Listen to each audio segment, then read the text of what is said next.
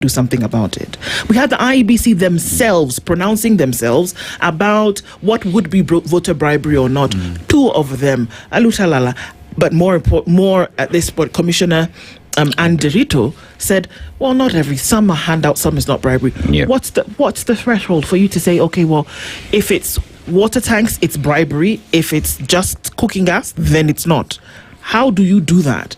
Because if this is what we saw happening in Ol Kalou, you can just imagine, because yes, it is a litmus test, you can just imagine what is going to happen around the country in the next 7 months or so. So who then entrenches threshold? I think this is where the law is unclear. They say the law is clear. In this case, it's not. I think in this case, it's unclear. I think it gives the IEBC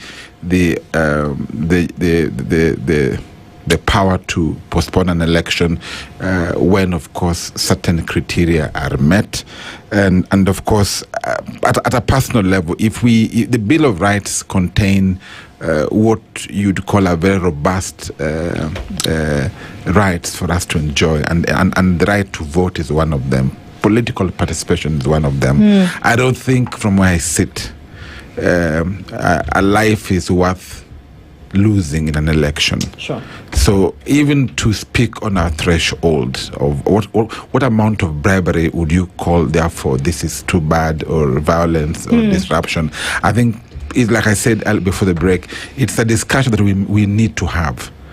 We need to have it. You saw what happened in the November by-elections, where there were serious calls for the IBC to postpone elections.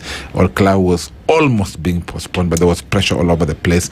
And even the IBC, I'm sure why they're asking themselves the same question. What is the threshold to postpone an election? Even if we did postpone an election, what happens to the voter?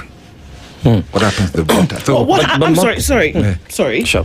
What happened to the voter when an entire election result was annulled in 2017? Yes. Whereby you say we cannot allow this kind of thing to happen, and the Supreme Court established itself as, let's not mess with the issue here. Yeah. Get it right once, or we put the thing down, and you have to do it again. The voter did not die. Yeah.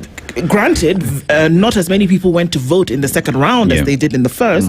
But if you're going to insist that things be done right, perhaps there is at some point where somebody must bell the cat and bell it unequivocally. That's right. So who does that? I think in this case, there is still room for someone to go to court, like someone did in 2017. I mean, while the IBC did not postpone these elections, if, for instance, like I said, the allegations, using the ILOG statement, for instance, that spoke about serious violations of undocumented, what you call like very serious electoral offences, if these were to be investigated and culprits found, and whether it is the winner or the loser, and prosecutions held, what would then happen to the winner, assuming he was found to have committed electoral offences or the people? So I agree with you that I think the truth is that if you want to bring order, it starts now. It's like Maraga did in 2017.